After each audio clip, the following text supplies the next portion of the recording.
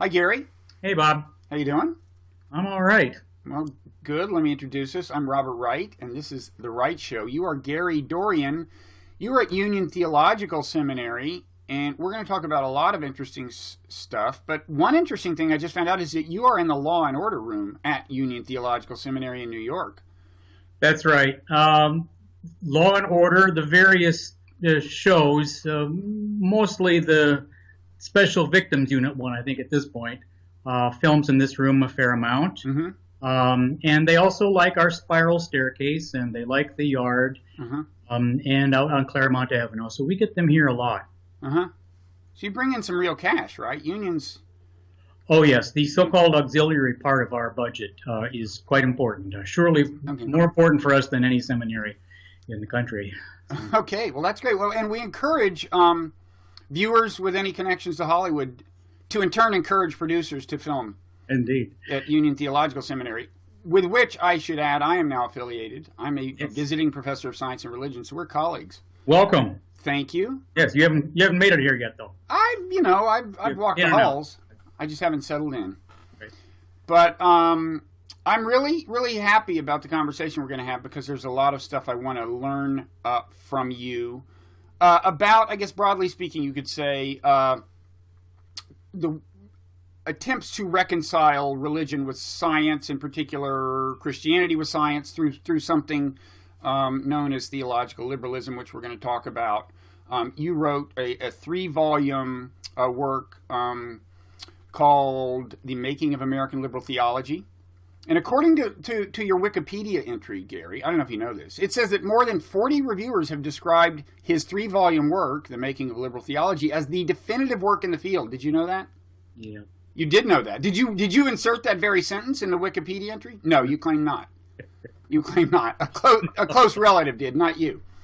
No, I'm sure that that's totally legit. But also, you won a recent, but maybe your most recent book, Kantian Reason and the Hegelian Spirit, which, believe it or not, is a subject that could come up in the course of our conversation. But that won the Association of American Publishers Prize for the best book of 2013 in theology and religious studies.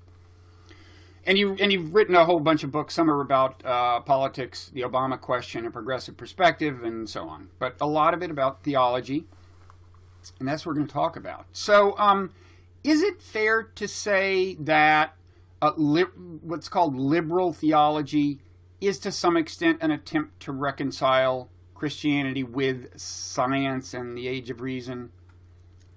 In broad terms, that certainly has a lot to do with it. Mm-hmm. I've got a threefold definition of what the tradition itself is in the U.S. context.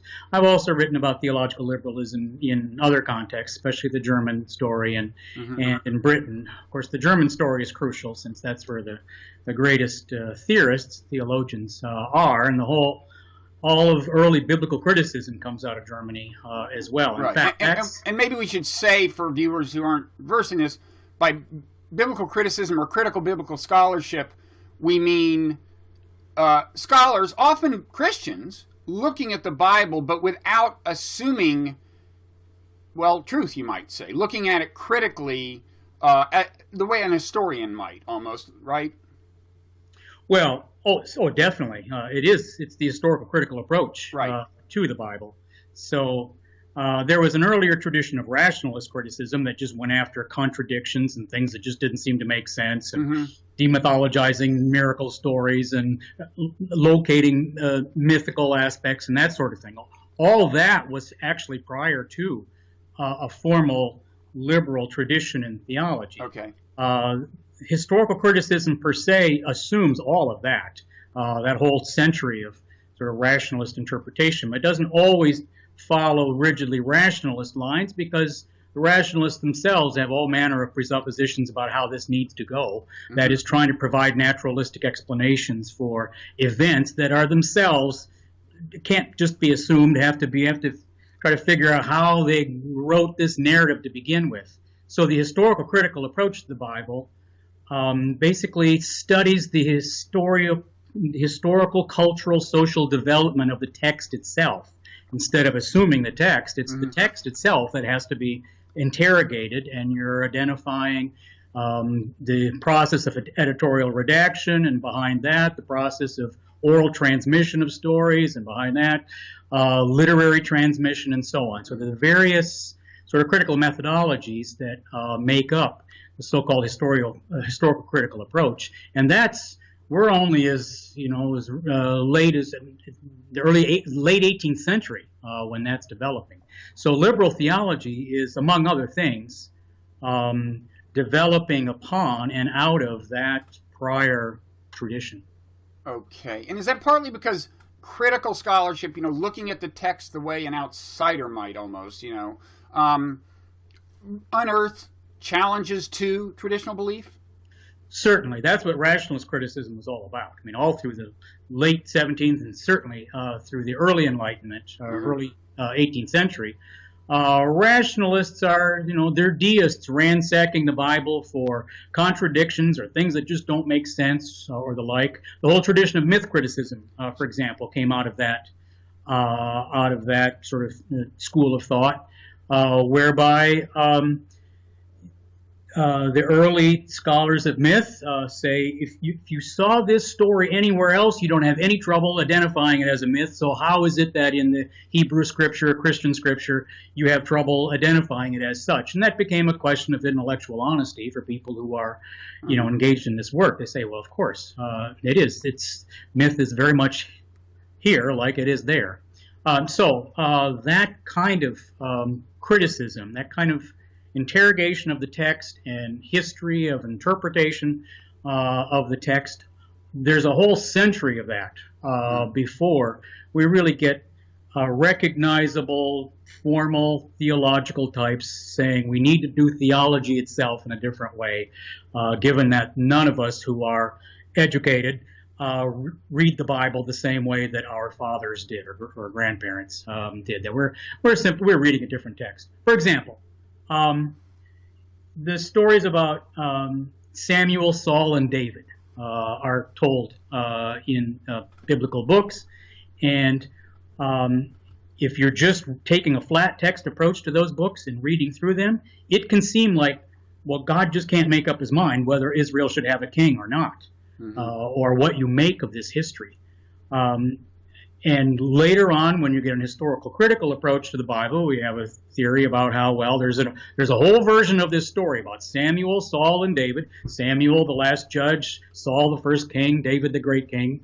That is pro-monarchical. This is a progress narrative, and it's all about how Israel needed a king, and David was a great king, even though he had his problems. And then you get another story written 300 years later by people who know how this story turned out, and they've got a profoundly different experience about it. It's anti-monarchical. It's all about how, no, Israel, they pulled a fast one when they created a centralized state, and kings will enslave you, and this was a terrible thing to get a king, and it was only because of the stubbornness of the people that God relented, and so on. Well, and then there's an understanding then in this new view that the Bible is written by a series of authors who had their own perspectives, their own interests, and that's what shaped what they wrote? Oh, of course. But I mean, you say of course, but of course for centuries, most believers were like Bible Word of God, right? Kind of. I mean, not in the sense that say Muslims believe that about the Quran, but this is a new I don't want to say cynical view, but a newly skeptical view about how much you can rely on the text. Well, certainly skepticism is an issue, and the Enlightenment, as Immanuel Kant says, if Enlightenment means anything, it means having the courage to use your own reason. Right. So that whole principle, I mean, liberalism itself is based, the first principle of it is the principle of intellectual freedom. So, of course, that is very much germane to this whole story and development. However, interpretation, the Christian church has known since its beginning that interpretation is various, and it's not clear what it means to interpret a text or what it means. There's a recognition from very early Christian history that we've got profoundly different kinds of literature in the Bible. And that being the case, you've got different sort of criteria of truth and just what you're supposed to get out of it and what it means. and the like. You look at Augustine interpreting, say, Genesis 1 or anything in the Bible, frankly.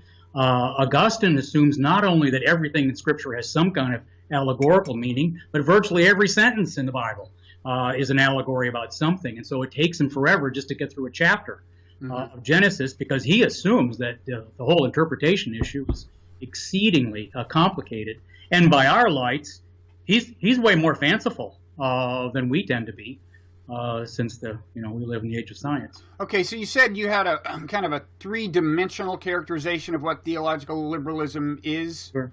Are there, and we've covered one of them? Well, one is the principle of intellectual freedom. Okay. Which negatively means that here we're never allowing no external authority can compel or establish belief on any particular thing. So we're basically throwing out the external authority principle, and that is what makes liberal theology, modern liberal theology, is going to be different than previous theologies that are highly rationalistic, some of them, using reason, up to here. Thomas Aquinas does, and certainly many others. But what's different in the modern scheme is that whereas previous classical theologies, though highly rationalistic, nonetheless, that rationalism is wrapped within a kind of house of authority, where an authoritative scripture and authoritative tradition are dictating certain things. Okay. Now you're free of that. Okay. You're not allowing it. The second principle is the mediation one. That the liberal tradition is always navigating between orthodox overbelief on one hand and skeptical or atheistic disbelief on the other. That's one of the characteristics that no matter whether you're talking about England or Germany or the United States, which part of this history you're talking about, 300 years ago or today, these two things are always there. That kind of third way between these things. And certainly for theologians who are in churches, they're often having to spend most of their time fighting off orthodox overbelief within the church, because of course that's the historical inheritance. But most of these figures, certainly the more prominent theologians, actually spend most of their own day-to-day, their own being is more tied up with dealing with the culture of atheistic or skeptical disbelief. So the first work of liberal theology is Schleiermacher's. 1799, On Religion, subtitle, Speeches to Its Cultured Despisers. That's the agenda of modern theology right there in the subtitle. So you could see it in part as an attempt to keep well-educated people from jumping ship entirely? I mean, is that too crude? No, it isn't. Well, not in the example I just gave. Yeah. Schleiermacher's writing that book. They're love letters to his friends, and they're all skeptical disbelievers. He says, "Oh, you, my dear friends, you are actually more religious than anyone else I know, but you don't know it because you think about religion the way an 11-year-old does, and it's very literalistic and orthodox and hierarchical. It's got too many rules and so on. And since that's what you identify, with religion, you think you're not religious, so you've chucked it all. But look at it this way." And that's always the way that, Schleiermacher is arguing. And what's an example of the way he would finish that sentence? Look at it this way. In other words, what would he say his friends have that really does identify them as religious without them realizing it? Oh, they have beautiful sentiments. They're liberal. They follow the evidence. So from his standpoint, they have spiritual and intellectual integrity. And he wants to reel them back into the church. He doesn't want the church to lose people like his own dearest friends. This is a tragedy for the church if the very people that he would select as friends think they no longer would want to be in the Christian community. And the reason we tend to go for him instead of some earlier rationalist as the go-to, where this is where this story really begins in 1799, is Schleiermacher never tries to seal anything by an appeal to an authority. It just never happens anywhere in that book that he says, well, you should believe it because the Bible says it, or Thomas Aquinas said so, or the church says, or to be a good person as a good German, you have to believe, or none of those kinds of arguments. He's always trying to make a case appealing to reason and experience and your sense of what's true and good and beautiful, and that should be enough. Okay, so two aspects of theological liberalism are this kind of rejection of appeals to scriptural authority, and then the kind of functional role of mediating between traditional belief on the one hand and atheism or disbelief on the other. And then what's the third? Then there's a bundle of things that go with those first two things. For example, yes, you accept the historical critical approach to the Bible. And you don't put yourself in opposition to science. You let science explain the world. And usually some argument about relevance, that it needs to be relevant to the time. And a fourth one that is where now it breaks out a bit, where this isn't just something that is just the same thing in England and Germany and in the U.S., is the social gospel. All of those movements have a social gospel, but it means different things in those contexts. And the equation of liberal theology equals social gospel, and the opposite is also true. That only really takes place in North America. In England, it's a different story so far as that issue is concerned, and Germany as well. So that one plays out a little different. And by social gospel, you mean a kind of political liberalism where you're saying that part of Christianity is to tend to the downtrodden and so on, right? Yes. So there is. I mean, I was going to ask earlier. There is a distinction between theological liberalism and political liberalism, even if there is a correlation between the two. But you're saying that it's almost. Is it definitionally true that a theological liberal is a political liberal, or does it just happen to usually be the case? Yes. This sorts out differently in these different countries. So it's true. It's kind of true in America. In America, there's just a really close association of theological and political liberalism. But even that is only it got that way. It didn't start. Okay. So it's not definitional. It's not inherent, and the extent to which the correlation holds differs from country to country. Yeah, liberal theology and the social gospel are not the same thing necessarily. They both are developing, naming themselves and acquiring great figures and building institutions, changing places like Union Seminary, which signed on for both very early on. And so the leading figures in both of these movements they do believe that there's just a total overlap, that they are the same thing. But it's certainly possible in the 1880s and 90s and early 20th century to be theologically liberal, but to not be a social gospeler. And it's possible to be a social gospeler and not be theologically liberal. But as I say, the leading figures in both of these movements they're the same people. And by the time the World War I has washed through, they really are totally the same thing in the United States.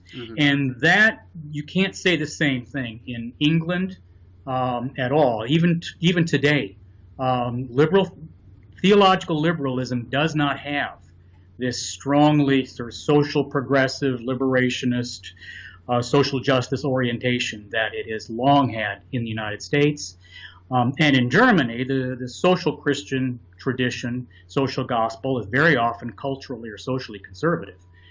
So it played out differently there as well. Okay. Now you mentioned that Union Theological Seminary, where you are, is associated with theological liberalism. It is probably more than any other institution, I would say, in the United States, been central to theological liberalism. I mean, Paul Tillich was there. Yes. Reinhold Niebuhr was there. And Tillich brings up an interesting question, which is, first of all, I assume as part of theological liberalism, conceptions of God or conceptions of the divine were refined or they changed in some way in response to a kind of a scientific worldview that would be skeptical of a conception of God that's like a guy in a beard in a throne hurling lightning bolts, right? But, the question is a question is how far can you move toward a more almost abstract conception of God, or at least a less anthropomorphic conception, before you start to lose some of the appeal, the emotional appeal maybe, of religion. And Tillich, I think, famously defined God as the ground of being, right? Yes. And I think some people accused him of giving us kind of a meaningless definition of God or something that's just so abstract and abstruse. It's like, what does that mean? What good does it do me to believe in? What kind of pitch is that to give to somebody you're trying to sign up to your church? Come here and worship the ground of being. You can do that at home, right? But so what? I assume this is like kind of a big. We're going to talk shortly to the fact that theological liberalism did encounter challenges, and as 20th century wore on, and maybe this is a big reason. I don't know, but this is a big issue, right? Well, there are several issues in there. Yeah. Firstly, yes, Paul Tillich was one of the 2 or 3 greatest theologians of the 20th century. Had the politics turned out differently, and he'd been able to stay in Germany, I think we would remember him. We would think of him as the Schleiermacher of the 20th century, because he would have stayed in Germany, where he definitely preferred to be.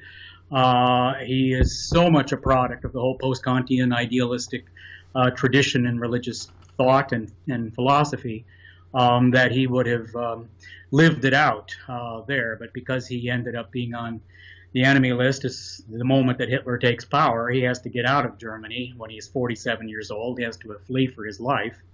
And so one of the great ironies of the Tillich story is that he comes to this country where he doesn't want to come. He thinks of himself as just a fish out of water in the American Academy. They don't have this German idealistic tradition. He's uncomfortable teaching at a seminary. That feels kind of claustrophobic to him.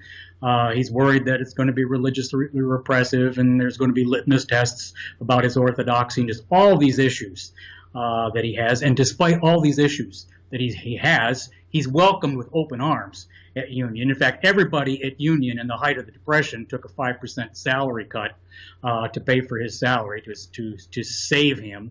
Really? That got him out of Germany. Reinhold Niebuhr did the legwork to get Tillich out of Germany, to bring him here. And after all that, and after several years of adjustment, because it's hard for him to learn English, he never became more than a passable speaker of it. But it's in this country that he has this fame that's just out to here. I mean, it's just extraordinary. No theologian has come remotely close to the fame that Tillich had. Partly by virtue of the history and the past association with Germany, partly because of his whole exile story. It is true that generation, there are sort of famous theologians of that generation, just because that's the generation that lived through 2 world wars and a depression, and these sort of colossal, collapsing civilization and crisis, and Tillich gets on. It's not just that Tillich made the cover of Time magazine. Pitt Van Dusen made the cover of Time magazine. That's him. That's Henry Van Dusen, who was a one-time president of Union. President of Union here. So all you needed to be is the president. Well, Reinhold Niebuhr was probably on the cover of Time, wasn't he? And Reine made it too. Yes. So that's an interesting thing in itself. That there was a time when theologians were not routinely but frequently put on the cover of news magazines, and it says something about a shift in worldview that I doubt there's been a theologian on the cover of Time in I don't think so. 30, 40 years. Yeah. Well, not since Martin Luther King, anyway. Right, and that wasn't for the theology so much, but yeah. Okay. Well, so far as your God question and Tillich is concerned, there's a whole host of Tillichian concepts that either Tillich invented or that he got from Hegel and or Schelling, that have tremendous influence in the field. I mean, ultimate concern and religion as the substance of culture, and on. Kairos, and there's just a whole slew of them. Right. That's religion as kind of the definition of religion as being concerned with ultimate concerns. Is that how that phrase is meant, or how does ultimate concerns? Yeah, ultimate concern. Yeah, we can talk about that in a minute. But yes, that's one of the chief sort of Tillichian concepts that still has an enormous influence in theology and in religious studies, and in the 2 things that and where people try to work at both ends. But what I was starting to say there is that although there's an ample constellation of such concepts, the notion of God as being itself is not one of them. That has a venerable history Christian theology. You can get that out of Thomas Aquinas or Bonaventura, or implicitly out of Augustine. You can get out of any theologian who's a Platonist or who thinks that, we need to somehow theologize what Exodus 3:14 is about. When Moses says to God, well, who should I say send me? Yeah. The answer he gets is, I am that I am. I am. No, tell him I am sent you. Well, oh, great. Being itself, pure being sent you. I'll bet that it's a genius answer. I mean, it's just wonderful and how brilliant it is. Any other you mean that answer in the Bible? Yes. Any other answer smacks of anthropomorphism. Right. And somehow back in 1000 BC, they've already figured this out, and they've got God saying, "I am," in that most revelatory of all sort of texts. Is that an uncontroversial translation of the Hebrew? There are always other possibilities, but it's with other translations, it's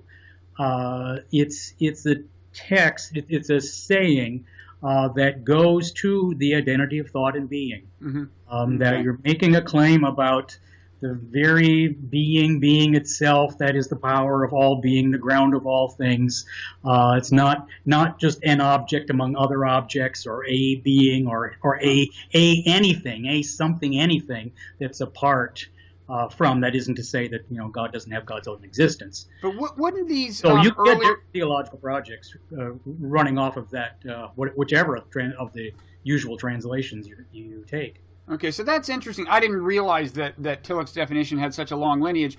Would the earlier theologians, even ancient theologians, who said something like that, identified God with being, wouldn't they have thought of God as something in some sense sentient?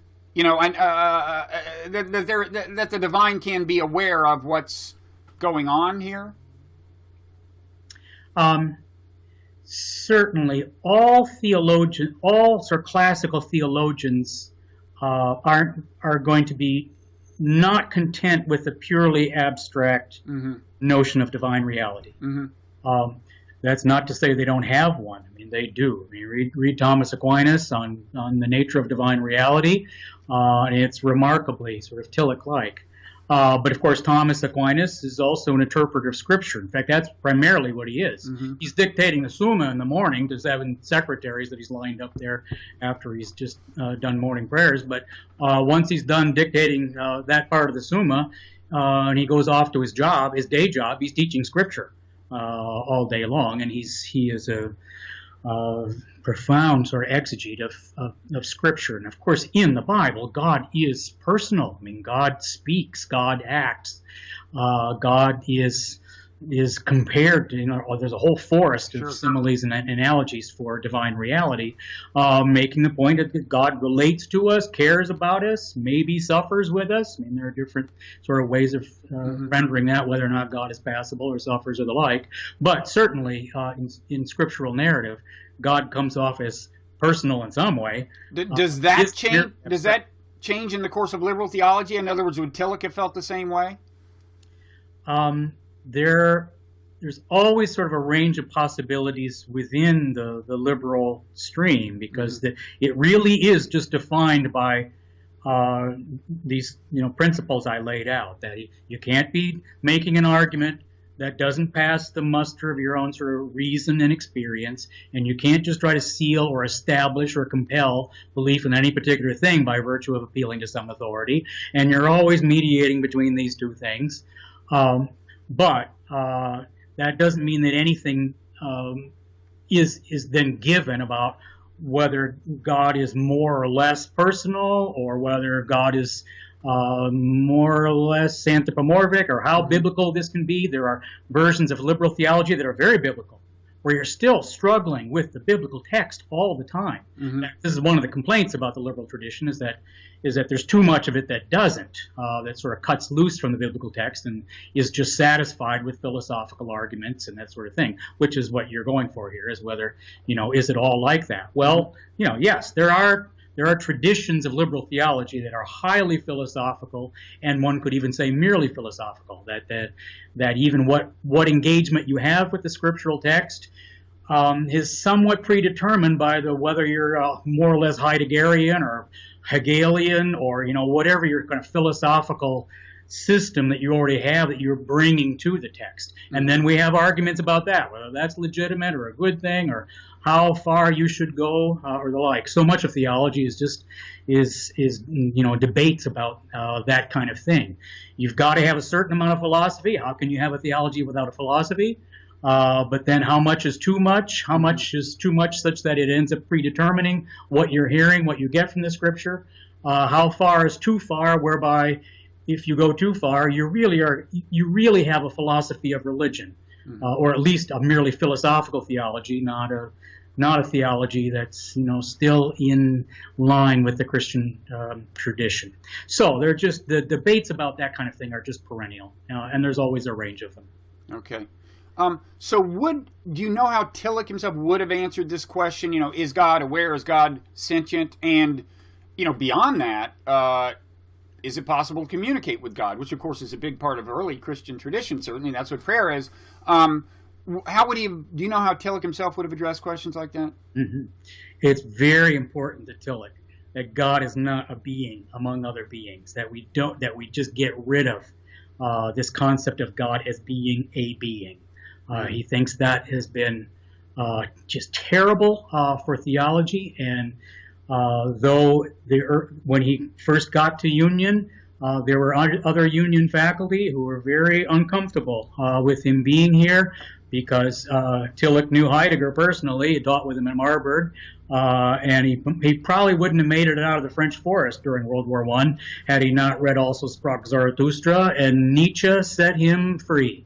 He only really made it out, overcame his second nervous breakdown, because Nietzsche's own kind of ecstatic embrace of life, his ecstatic affirmation of the powers of living and not being alienated from your own subjectivity and not being subject to any kind of heteronymous authority over against you, is precisely what Tillich gets from Nietzsche. And in that sense, really, I'd say profound sense, Tillich is very much a Nietzschean. He takes that sort of thrust of Nietzsche's critique of herd morality and all of that very much. And Nietzsche is, of course, the one who famously pronounced God dead. Yes. Tillich would say that God that he was taught, the being God who alienates me from myself, who has me on my knees in a basement that I must fear, who has a terrible plan for my life, who sends people to hell, all the things that sort of go with that. He says that God needed to be killed. Mm-hmm. Okay. And we don't want to spend all the time on Tillich, but one more question maybe. So why would Tillich be a Christian as opposed to anything else? Does he take the story of Jesus seriously and do something with it, or definitely? Why is he at a Christian seminary at all? Firstly, most of these liberals have a theory of religion. This starts with Schleiermacher. It starts with some kind of theory about what religion is, and then at some point they get to talking about different religions, and very often, well, virtually always for a long time until the present day, Christianity ends up winning. That it's the best, or it's the one that's closest to certain moral ideals that are already within the head of that theologian. Mm-hmm. Why? Because only Jesus says, love your enemies, or it's only in the Christian tradition that you have a collective socio-ethical concept of a kingdom of God that's orienting and sort of central to the religion, that has a social, ethical, political dimension and the like, that ends up doing certain kinds of work that we want religion to do, certainly along liberal lines. It's that kind of argument. So again, there's the usual range here of possibilities of how strong you go with some kind of social, ethical claim or not. Now, Tillich is a little different. You got to work this far into it to even be able to say how Tillich is different. Tillich does have a critique of how too much liberal theology has proceeded. He says, yes, this whole tradition, starting with Kant and Schleiermacher and Hegel and all of them, Trelch, they start with a theory of religion and then work up to Christianity. His argument about that is that all the previous liberal theologies have ended up securing a home for Christianity by being homebodies, by indeed carving out some space, some place where we're going to rest everything here and say, okay, we're protected now. You know, we've inoculated ourselves from whatever criticism it is we're trying to be free of, and say this is where it gets to live. So for Kant, it's moral reason. For Hegel, or for Schleiermacher, it's feeling, Gefühl, intuition. For Hegel, it's his whole metaphysical system that he develops. For the Trelchian, Richelian tradition, it's historicism.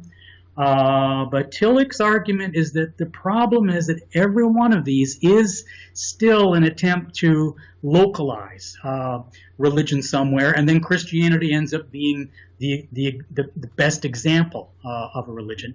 And he thinks that Christianity was better off in the 2nd and 3rd century when it ran hard with a Logos theology, where the Logos, God was working on saving the world long before Christianity came along. I was going to ask you about the Logos, because you mentioned earlier that the term idealism, your latest book is about kind of idealism in the context of Kant and Hegel, and probably the most famous idealist is Hegel. Let me give you my crude understanding of Hegel at a very general level, and then maybe you can talk about how I presume this kind of worldview was used by liberal theologians to do some work they wanted to do. I mean, I think of Hegel as saying that history is, I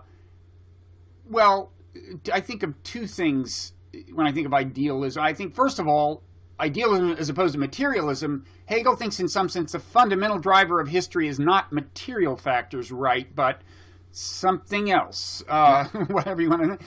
And then also, I think actual ideas, that part of the word idealism, are fundamental in this process. Now, you can certainly, whereas to take Marx, who thought that material forces were more fundamental, and ideas are involved in the process, but it was more like material factors, like economic factors, shaping ideas. So anyway, Hegel has this idea of something non-material moving through history and moving history forward, and that is reminiscent of this theology of the Logos that was prevalent in early Christianity and wasn't exclusive to Christianity. Philo of Alexandria was a prominent proponent of Logos, and there the idea is that it's kind of the same thing. That there's some kind of logic unfolding through history and some kind of logic propelling history, or something kind of like that. And then the last thing I'll say before I shut up and let you go is that a lot of people don't realize that the famous "in the beginning of the Word" in the book of John, the word that's translated as "word" is the Greek logos. Right. And at that point, that would have been like a philosophical term. That would have meant, to certain thinkers then, that would have meant a lot more than what we mean by the word "word." In a dictionary of Greek philosophy, even of that time, it would have taken 3 or 4 pages to exhaust the richness and the import of the Logos idea. Right. It's the notion of the mind of God being expressed in the beauty of nature, its order, its whatever's pulling it forward or taking it somewhere. It's all that and so much more. And so, yes, when the writer of the 4th Gospel is trying to make sense to a Greek-speaking Hellenistic world, what is it that we're saying about what happened here in this little corner of the world, in this little religion? Right. And I should add that verse is identifying Jesus with the Logos. I didn't say that, but that's the idea, right? Well, that's where we're going. Yes, yeah. That's just the idea, is to bond one to the other. Right. Because the Greek-speaking world could care less that what we're saying about Jesus is he filled a messianic promise. Well, what do they care? They don't know anything about a messianic promise anyway, and they look down on Hebrew religion and its variations anyway. So the whole Logos idea is an attempt to kind of explicate to a much wider audience what is being claimed in this religion that God had something to do with moving history forward. Here, that the very mind of God that's been expressed previously and all around us in the history of other religions and the history of the world and rise and fall of empires and the beauty of nature and all of it has been now expressed fully in the life, death, and resurrection of Jesus of Nazareth. And that, it might seem, and to much of the audience hearing that, reading it, it might seem vulgar, might seem ridiculous or grandiose, or all manner of pejoratives that what you could hang on it. But at least it's certainly making some very strong claim that they get. It doesn't just seem like some Corn King religion or something, some outpost of whatever that has nothing to do with us, because of the claim to universality. Mm-hmm.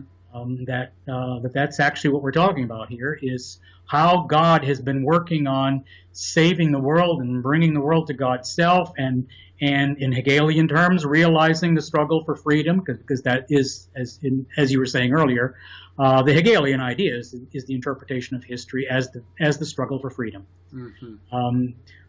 Religions pick the spirit that fits their local circumstances. Mm-hmm. And so in Hegel's phenomenology of spirit, the whole thing is a kind of tapestry and an argument about what sort of spirit is in Greek religion. What sort of spirit is it that builds the pyramids? There's something very impressive in a culture that would build the pyramids. On the other hand, there's definitely an ethical downside here.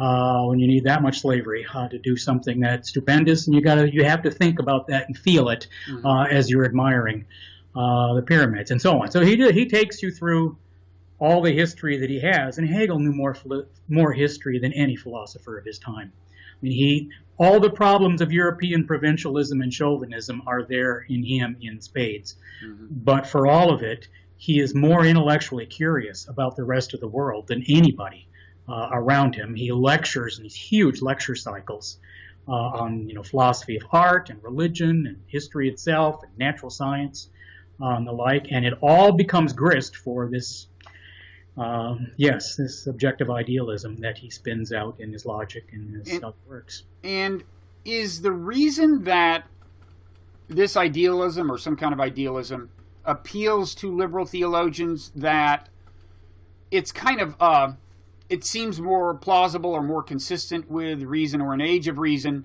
than the idea of a kind of anthropomorphic interventionist God? In other words, it's a way of seeing history as influenced by the divine, and without that vision of a guy in a throne throwing thunderbolts. Sure. I mean, Hegel was briefly a romantic, and he maps perfectly with the Romantic age. He's got true romantics all around him.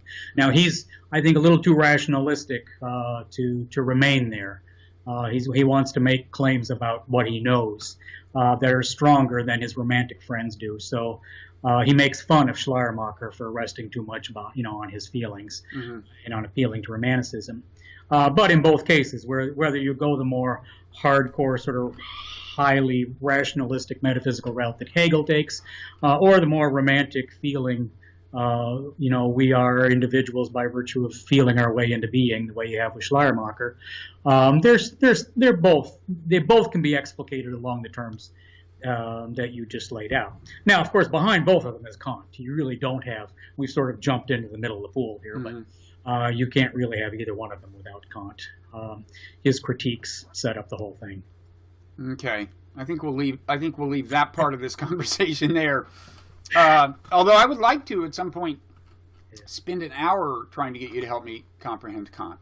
That would be a public service.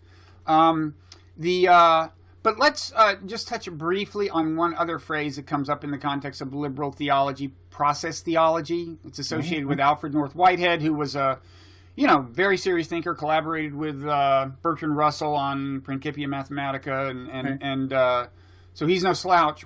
Is there a way of describing process theology in a way that's intelligible to lay people? It is a school of thought that gives primacy to the categories of process or dynamism and relationality. So here we are explicating everything self-consciously, deliberately, through the kind of Heraclitean categories of becoming. The critique, one way of thinking about it is it's a dynamic version of Platonism. Of course, one could say something very similar about Hegel. So then we get into, okay, then how is Hegel different than Whitehead? And that's its own, I think, fascinating subject. But these two things are characteristic and might be the most short order way of describing them both. That is where they're both true. That is, the cast of Platonism is very strong over both Hegel and Whitehead, because they're that rationalistic and always interpreting everything in terms of kind of structures of intelligibility that have some relationship to what in Plato are called, the eternal forms, or right. That is to say, it's an understanding of metaphysics is the kind of holy of holies of a civilization. That one of the chief marks of a civilization is what kind of metaphysics it produces.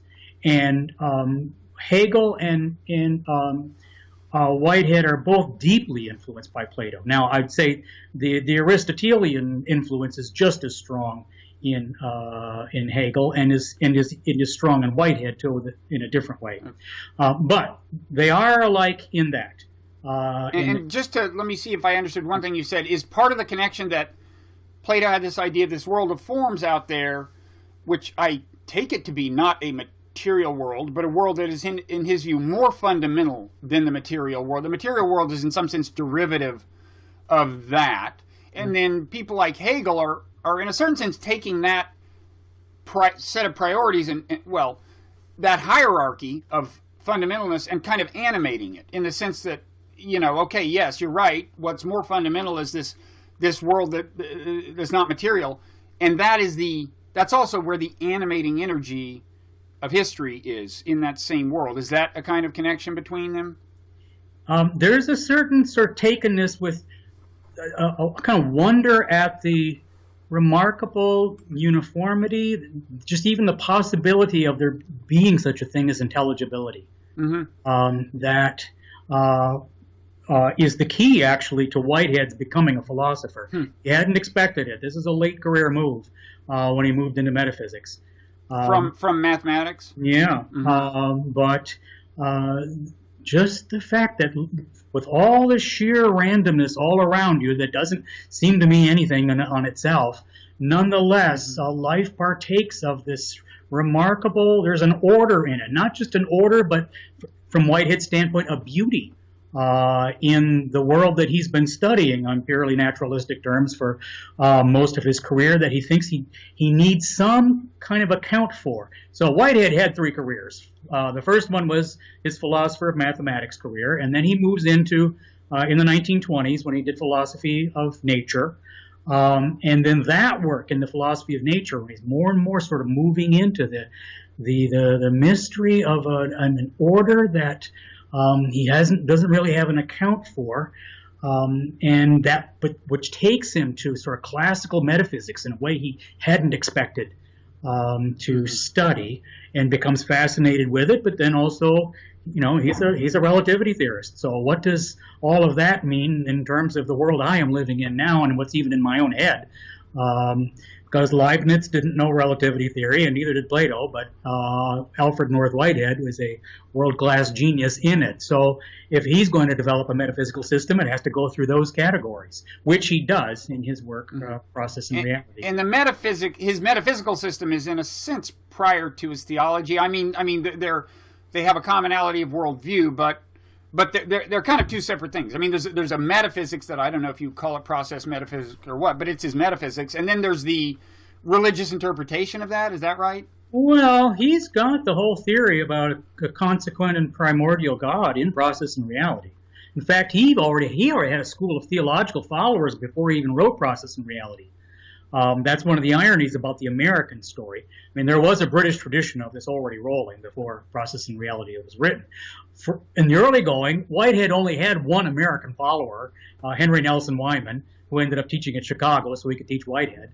And then once Whitehead came out with Process and Reality and Wyman read it, that's what made it unsettling to Wyman, because he realized the thing is so grand, it's so metaphysical, that it's too metaphysical. You know, he's breeding one concept out of another, and it's not got its feet enough on the ground. And so, what was the conception of God you said is in this? There's two, what a primordial versus... Primordial and consequent, yeah. Well, the primordial concept is just your super cosmic concept of just not just everything that is, but everything that could be. Mm-hmm. And then the consequent God is the consequences of all that you have, all the actualizations. And his God concept is just God is an actual entity within the process of all that is unfolding.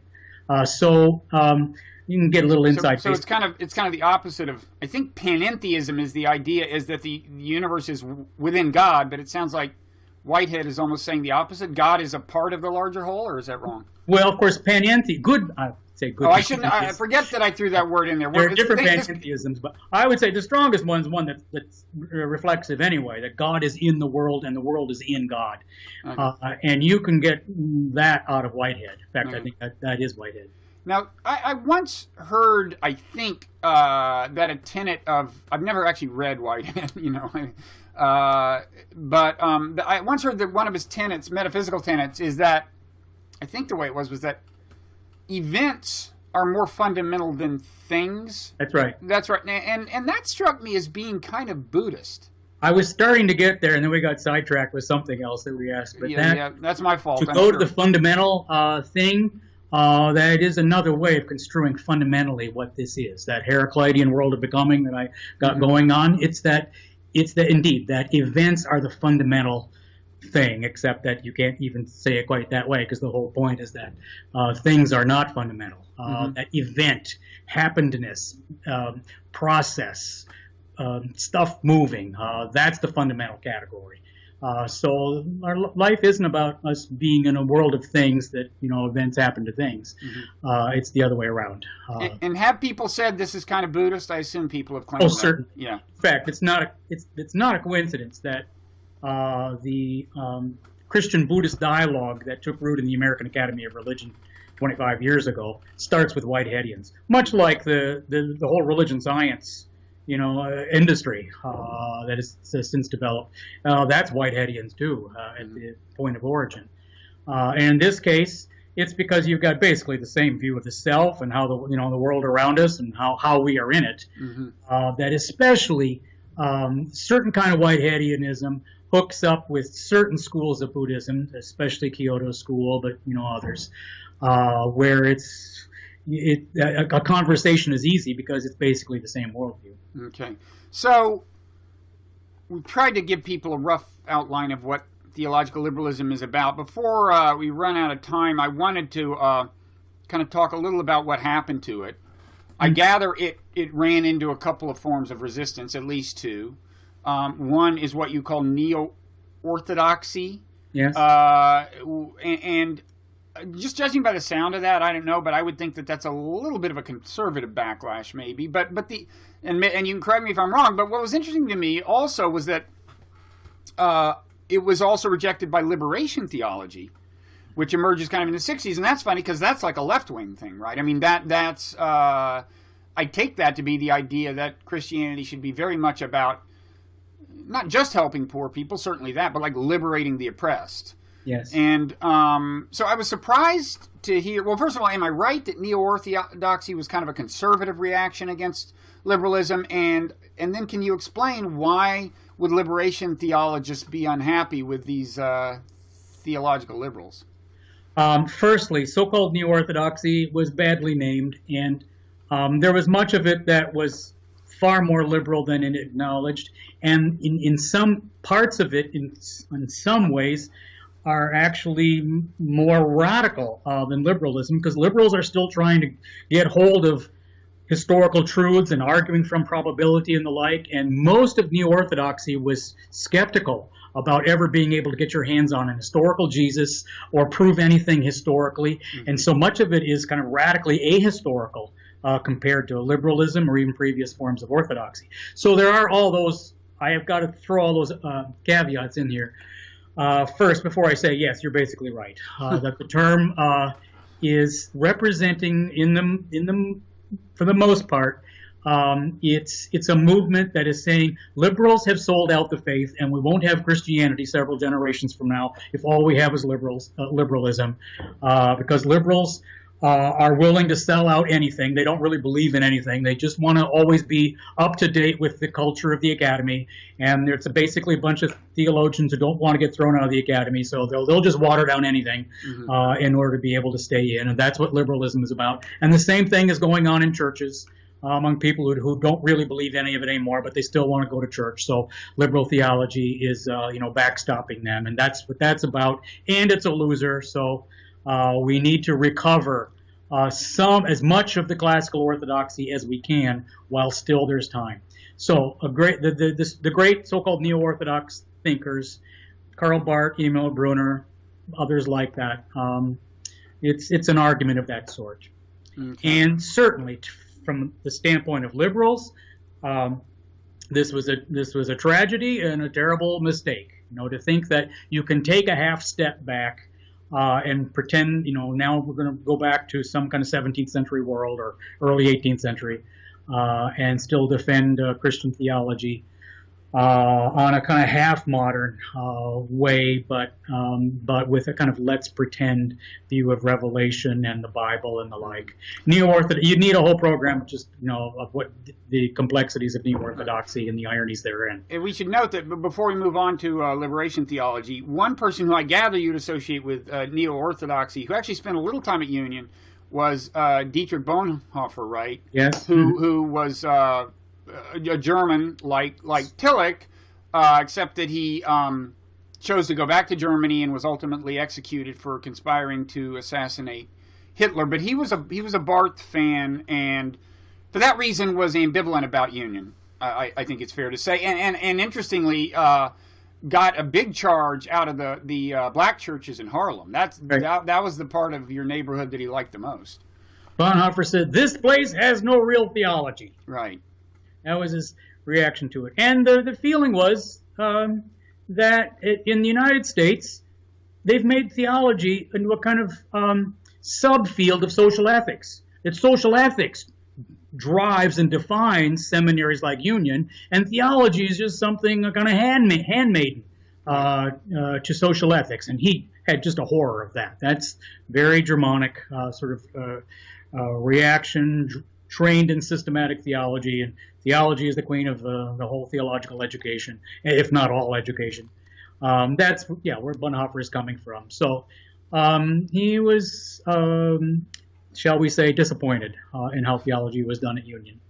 Maybe why he went back to Germany, who knows? Although it was his second briefer stint at Union, from which he returned to Germany that final time, I think. But that's right. And his experience at Harlem was at Abyssinian Church. And that's while Adam Clayton Powell Sr. Was pastor there. And Bonhoeffer heard the gospel being preached there. Of course, being preached in a real world context that's always struggling against white supremacism and culture and all the rest of it. My current project is a 2-volume work on the black social gospel. So I'm going in pretty fine grain over that whole history right now. Well, that sounds worth reading. So finally, why don't you touch on liberation theology? What was its objection to theological liberalism? Well, the similarity to neo-orthodoxy is this, that neo-orthodox types like Barth were right about liberalism, watering it down or throwing it away, or it's just too namby-pamby, too easily rolled over, or whatever. It's too bourgeois, whatever. But here we're going to go much harder after the bourgeois character of it, because what liberal theology is from the beginning, it's that Schleiermacher project, speeches to its cultured despisers. It's the culture of disbelief that is setting the agenda of what theology is about. so that it's philosophers and scientists at the University of Berlin, circa 1810, who are going to end up defining what it is that Hegel and Schleiermacher write about, because they're in a kind of conversation with the culture of disbelief, and are always in some kind of, at least implicitly, apologetic mode. You think you don't believe in it? Well, look at it this way, or it could be rendered like this. So trying to make it make sense to your reason and experience and ethical idealism and the like, right? But that's all middle class. That's all a product of higher education and the culture of higher education disbelief. And liberation theology just says, well, that might be an intelligible, even worthy project on its own terms for that, that group of people. But meanwhile, the faith is being lived elsewhere in the world where those kinds of questions are just never asked, where that just isn't it at all. I mean, the question is, what does it mean for me to be struggling to survive in a world where I am oppressed by powers that are, the base powers of the capitalist world, oppressed by imperialism, oppressed by racist structures from without and within. And so how am I liberated from dependency and oppression? Mm-hmm. That's just a different dynamic. It's a different set of questions, and you get a different theology if that set of questions is what's driving the whole theology. And the argument is, this is what Christian theology is supposed to be talking about all along. You're supposed to care far more about what it means to hear the gospel is good news for the oppressed than you're supposed to care about, what's the meaning of Darwinian evolution.